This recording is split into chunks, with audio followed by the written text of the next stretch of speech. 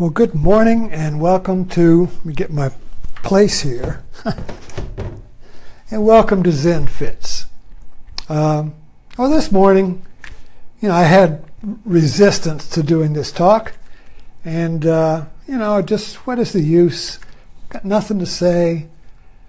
Just kind of the feeling, I just don't want to get up this morning. You know that feeling? I just want to stay in bed, but then you know that's not going to make you, that's not going to work. So it's kind of a place where you can't get up and you can't stay in bed. It's kind of that. And so what do you do? Well, you just do it. So I was watching Morning Joe, and Senator Al Franken was on there. And he was asked when he thought what he was disappointed or surprised at when he went to the Senate. He said, well, I thought there would be more debate. And the only time that the Senate really talked and debated was when the few times that the cameras were turned off.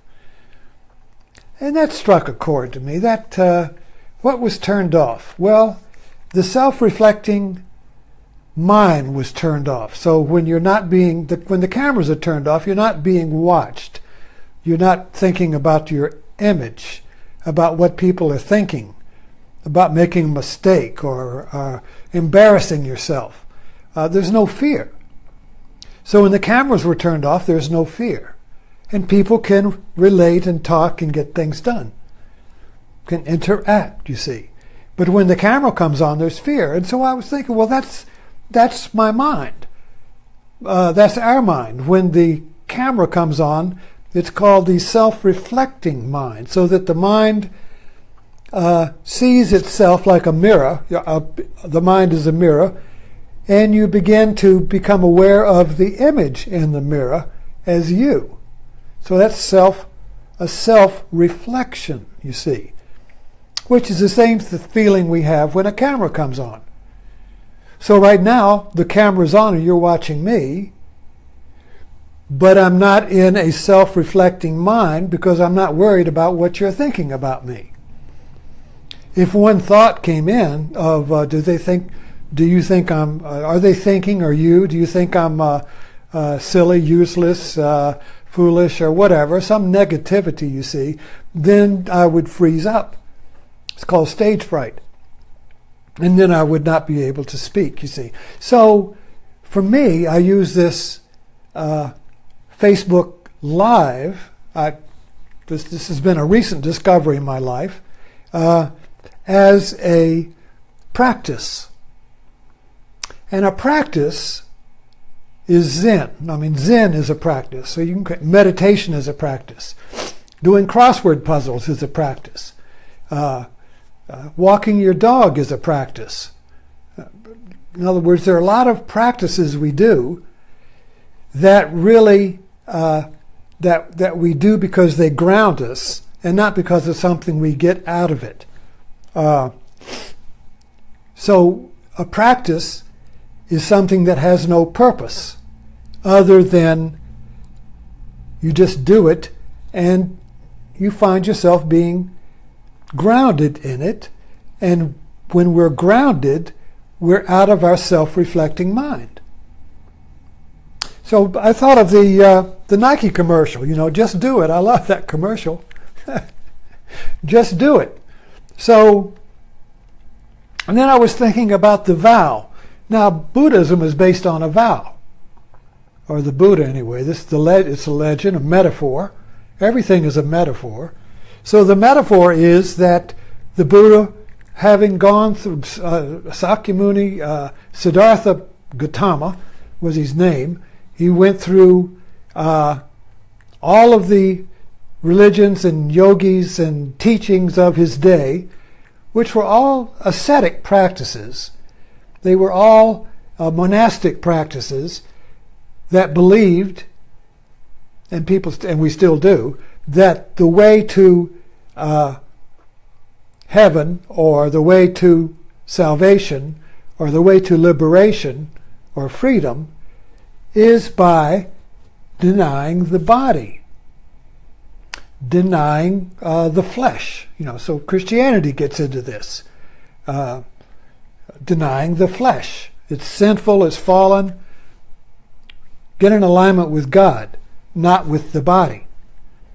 Don't listen to your nature, listen to the laws and obey God, you see. So this is a fundamental split. And so Buddha tried that, and it didn't work. So he left the gurus and teachings of his day, because he went through it, found them to be limiting, not what he wanted, and he vowed to sit under a tree until he awakened and cracked this enigma code, this enigma puzzle. And so he did. And so this was a vow. Basically, I vow to sit here even if I die. I will not get up. I will not move from this spot. And that's kind of meditation. So the whole foundation of the practice of meditation is based on this idea. I'm going to sit here for 20 minutes, and the mind can't make me get up. I'm going to sit here and just do this sitting and nothing else. I'm not going to go off. If the mind goes off and starts thinking about what you ought to be doing that has more purpose, well, you come back to the ground, which is in meditation or Zen, the breath. So you come back to the breath. And another little practice in Zen, which I find helpful, is that when you sit in meditation, you put your left hand over your right and you touch your thumbs like that, see? And then you relax and you hold it like that. So that just that is a grounding, because if you go off in the mind, you'll find that your hand's open. And then you see that you're running off in the mind, and you come back to your ground, which is, you notice, a circle. We talked about this yesterday, and I often come back to this. We're of ground zero. So ground zero is now. So the practice, and like I said, we all have our own ground zero practices: hunting, walking, sports, crossword, quilting, whatever we do. Basically, we do it because it brings us to ground zero. And ground zero is freedom from the self-reflecting mind, so that you become the mirror instead of the image. See, when we get trapped in the self-reflecting mind, we believe the image is who we are instead of the mirror that knows who we are. You see the difference? There's the mirror, and then there's the image on the mirror, and this is human consciousness. We're blessed and cursed with this. So the self-reflecting mind is when there is a self-image, and I believe and I identify with that. And as soon as I identify with the self-image, now fear comes in. I'm fear of the other. What are they thinking of me? Or what am I thinking about myself? Or I'm really silly. Whatever the thinking comes in, you see. Now the thinking comes in and tries to heal the pain of being in a self-reflecting mind. Thinking comes in order to repair the pain of being lost in an image, you see.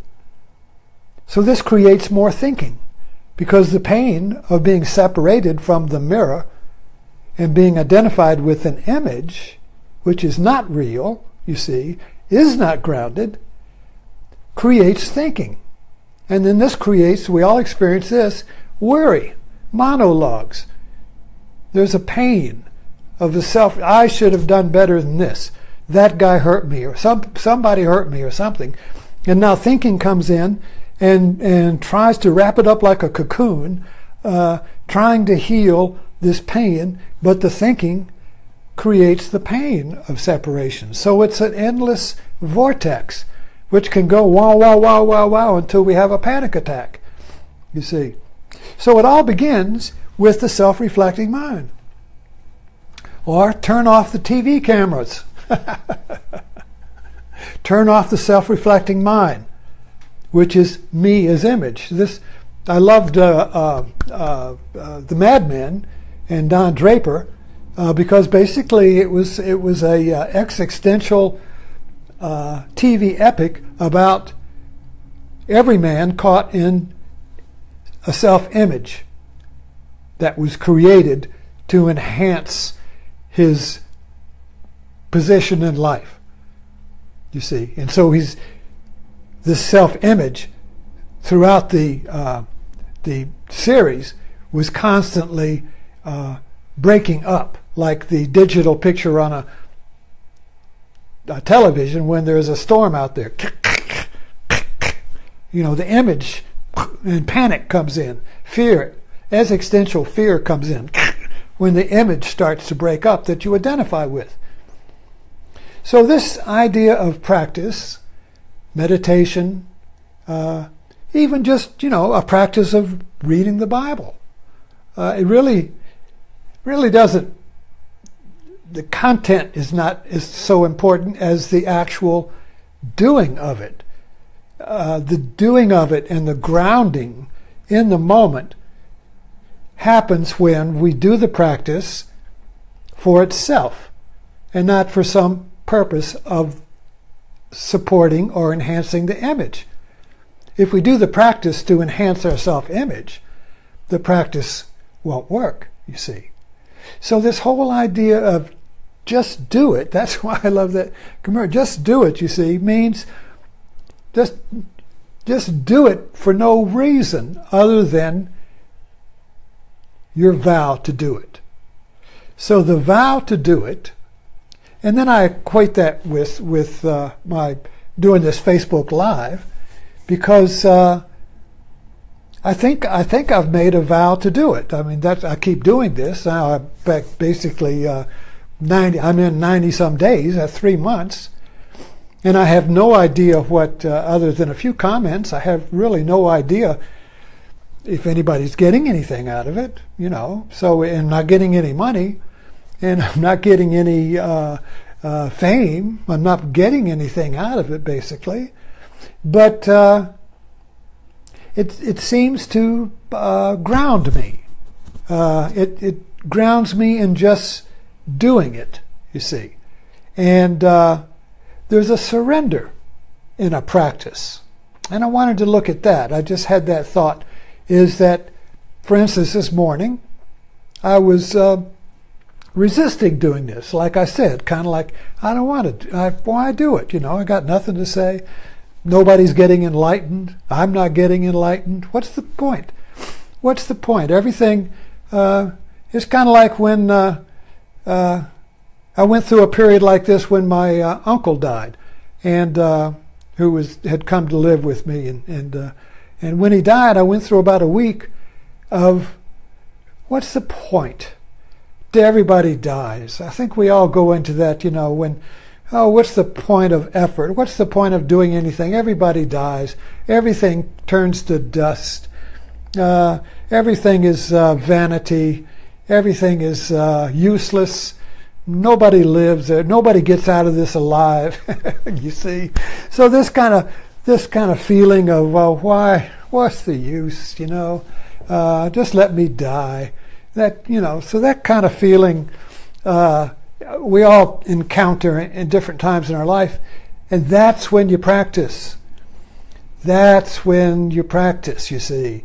That is when all else is lost, all meaningless, everything is without meaning, everything is gone.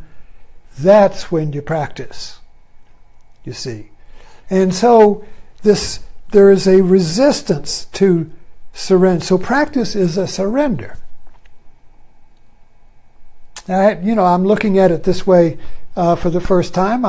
Maybe not the first time, but anyway, I'm looking at this Facebook Live talk here, and this could be anything that you do that's live. So a practice is something. If you do the practice for no other reason then the practice, that practice is alive. The practice is alive because it's not referenced to time or future. See, life is not in time. Life is now. Life is a verb. Life is action. Life is doing this moment. That is life. Life is not being done for some self-image enhancement or for some goal in time. Life is not doing itself for tomorrow. Life is not doing itself to get something for itself. Life does life as life, and that is a practice. So life is a practice that has no gaining idea. Life is a practice that has no gaining idea.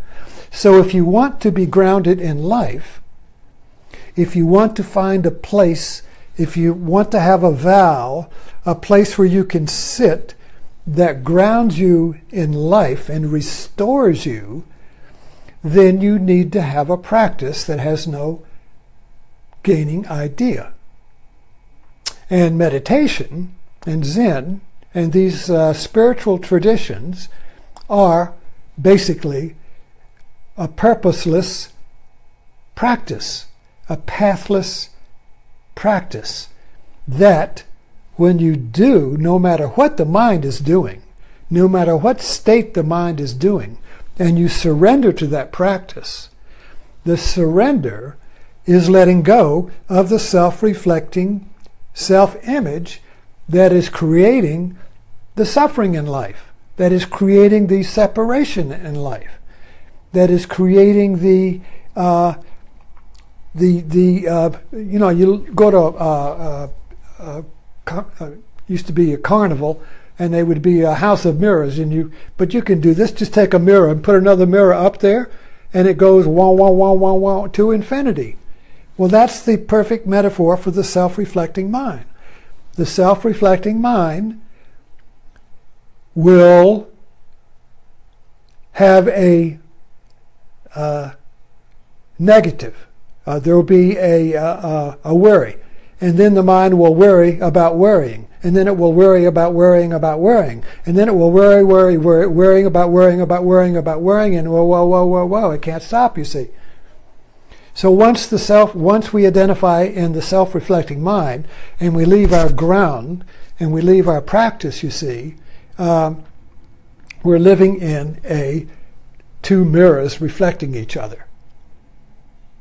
And so then we in panic, we have to reach out for something to stabilize the mind, you see. So the practice is that's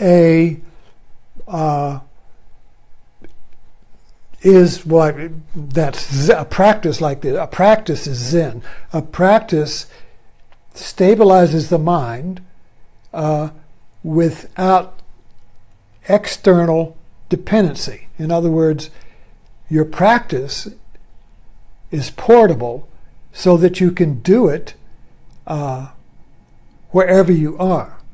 Now, the practice of meditation is dependent upon you're sitting in a particular place, but the practice becomes portable so that you are able to do it on the move wherever you are in the mind that you are. So there is a growth in your practice so that it begins to spill out into your everyday mind. Now, this morning, let me see what time it is. This morning I'm talking about my practice of doing Facebook Live, which is dependent upon the technology and the time and place, and you tuning in. And so this is a particular practice that is kind of like a meditation, where you go and sit for 20 minutes. So I talk for 25 minutes, you see. So this idea that I'm working with here is that when you just do your practice, you are just doing life live. When you just do life as it is, as what's been given to you. Life is whatever is given to you this moment.